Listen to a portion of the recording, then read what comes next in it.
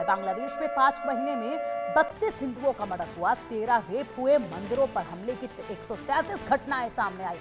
अल्पसंख्यक संगठन की रिपोर्ट में दावा किया गया तख्तापलट के 15 दिन के अंदर 9 मर्डर। अल्पसंख्यकों पर हमले की रिपोर्ट 2 हिस्सों में तैयार की गई है। बांग्लादेश में लंबे समय से छात्र आंदोलन के बाद शेख हसीना सरकार का तख्तापलट हुआ।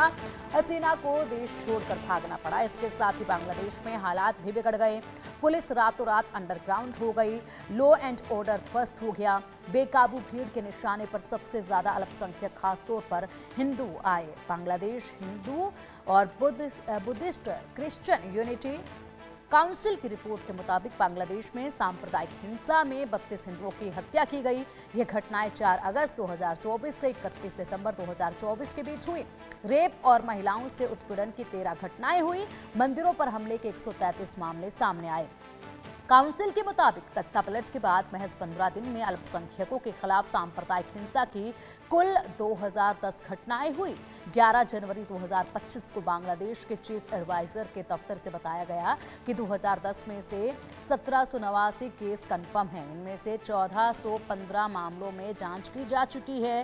354 मामलों का रिव्यू किया जाना अभी बाकी है। और बांग्लादेश सरकार ने 10 दिसंबर तक अल्पसंख्यकों पर हुए हमले के मामलों में 70 लोगों को कस्टडी में लिया। वहीं कुल 88 केस दर्ज किए हैं। दैनिक भास्कर ने Bangladesh Hindu Buddhist Christian unity council के इस डेटा की डिटेल स्टडी की। साथ ही कुछ मामले विक्टिम फैमिली से बात करके क्रॉस चेक भी किए गए हैं।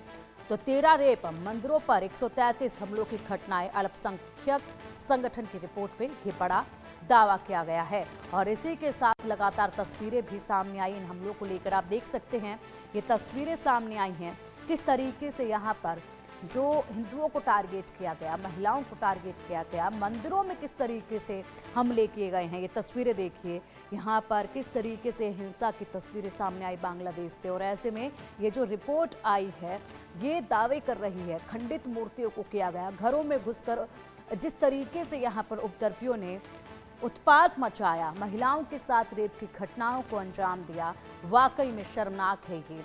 और मोहम्मद यूनिस जिस तरीके से बैठकर तमाशबीन हुए, ये तमाशा अपने देश में देख रहे हैं होते हुए, सवाल पूरी दुनिया पूछ रही है कि आखिर उन्हें नोबेल प्राइज क्या इसीलिए दिया गया था। अब चलिए अधिक जानकारी के लिए हमारे सहयोगी रैनिक दत्ता का रुख करेंगे। रैनिक, एक बड़ा खुलासा हुआ, रिपोर्ट सामने आई और रिपोर्ट में जो आंकड़े बताए जा रहे हैं महिलाओं के साथ रेप का, हत्याओं का, जिस तरीके से हिंदुओं के खिलाफ हिंसा हुई है, वाकई में शर्मनाक है। 5 महीने के अंदर इतने आंकड़े बांग्लादेश से निकलकर सामने आए हैं ये।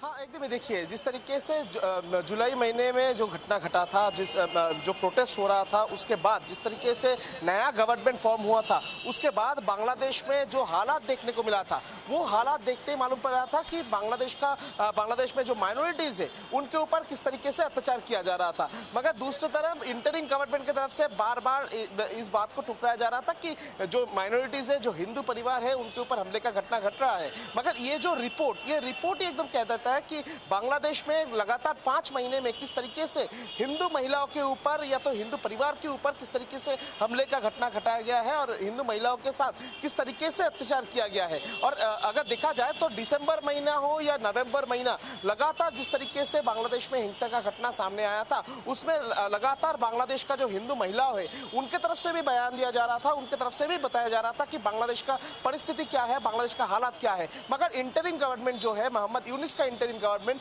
वो मानने के लिए राजी नहीं थे कि बांग्लादेश में इस तरीके का घटना घट रहा है। मगर अभी बांग्लादेश का ये रिपोर्ट ही कह देता है कि किस तरीके से बांग्लादेश में हिंदुओं के ऊपर हमले का घटना घटा है, हिंदू परिवार को चुन चुनकर टारगेट किया गया है, हिंदू महिलाओं के ऊपर टारगेट किया गया है, हिंदू महिलाओं का बलात्कार किया गया है, खून किया गया है। इस तरीके का जो घटना ये रिपोर्ट से ही साफ मालूम पड़ रहा है। तो एक बात तो साफ हो चुका है कि बांग्लादेश का मोहम्मद यूनिस की तरफ से इंटरिम गवर्नमेंट जो है उनके तरफ से लगातार कोशिश किया जा रहा था कि बांग्लादेश का जो एक्चुअल तस्वीर, वो तस्वीर दुनिया से छुपाया जाए। और इसी कारण में मोहम्मद यूनुस की तरफ से हो या इंटरिम गवर्नमेंट की तरफ से इस तरीके का जो घटना घट रहा था बांग्लादेश में, लगातार 5 महीने, लगातार 6 महीने से जिस तरीके से बांग्लादेश में हिंदुओं के ऊपर या तो माइनॉरिटीज के ऊपर हमले का घटना लगातार घट रहा था, महिलाओं के ऊपर जो अत्याचार का घटना घट रहा था, इसको छुपाने का कोशिश किया जा रहा था। और इसी कारण में मोहम्मद यूनुस की तरफ से हो या इंटरिम गवर्नमेंट की तरफ से हो या बांग्लादेश का पुलिस की तरफ से लगातार कहा जा रहा था कि इस तरीके का कोई घटना नहीं घट रहा है।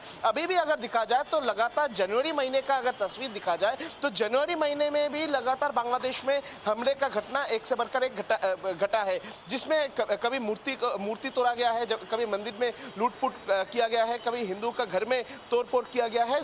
और अब भी जो जनवरी महीने का घटना, इसको भी इंटरिम गवर्नमेंट की तरफ से छुपाने का कोशिश किया जा रहा है। और इंटरिम गवर्नमेंट हो या बांग्लादेश पुलिस लगातार ये सब घटना को पॉलिटिकल मूवमेंट या तो चोरी का घटना या तो रॉबरी का घटना, इस तरीके का घटना को नाम दिया जा रहा है। तो एक बात तो साफ है कि बांग्लादेश का मोहम्मद यूनुस के पास अभी एक टारगेट बन चुके हैं कि बांग्लादेश का जो एक्चुअल तस्वीर वो पूरा दुनिया से छुपाया जाए। और इसी कारण में मोहम्मद यूनुस अभी झूठ का रास्ता अपना रहा है इस सब घटना को छुपाने के लिए। बिल्कुल बिल्कुल रानिक, और बिल्कुल शुरुआत में भी मोहम्मद यूनुस ने इसे एक एजेंडा बताया था कि एक एजेंडा चलाया जा रहा है, जबकि बांग्लादेश में ऐसा कुछ नहीं हो रहा है, ये उनका कहना था।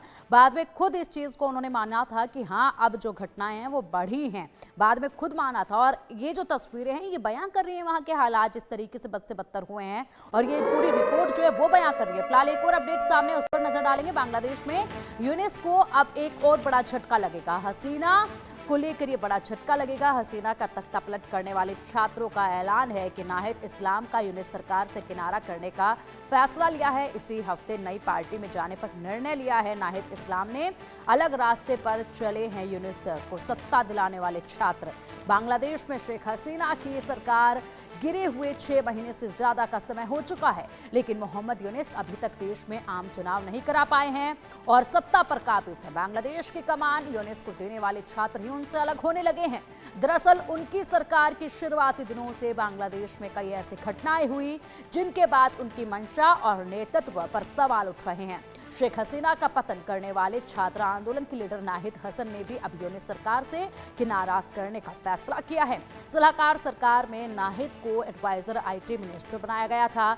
नाहिद ने कहा है कि वह इस पद से इस्तीफा दे सकते हैं और नई राजनीतिक पार्टी में शामिल हो सकते हैं। उन्होंने कहा कि वो इस हफ्ते के आखिर तक अपने इस्तीफे और नई राजनीतिक पार्टी में शामिल होने के बारे में फैसला करेंगे। नाहिद ने राजधानी के उस्मानी मेमोरियल ऑडिटोरियम में डिप्टी कमिश्नरों के सम्मेलन के बाद पत्रकारों से बात करते हुए ये बात कही है, जिसके बाद कयास लगाए जा रहे हैं कि यूनुस सरकार का अंत अब होने वाला है और शेख यूनुस को मोहम्मद यूनुस को बांग्लादेश की कमान देने वाले भी उनसे नाराज हो रहे हैं। असल में यूनुस सरकार के शुरू में दावा किया गया था यूनुस सरकार की तरफ से कि 6 महीने के भीतर देश में चुनाव कराकर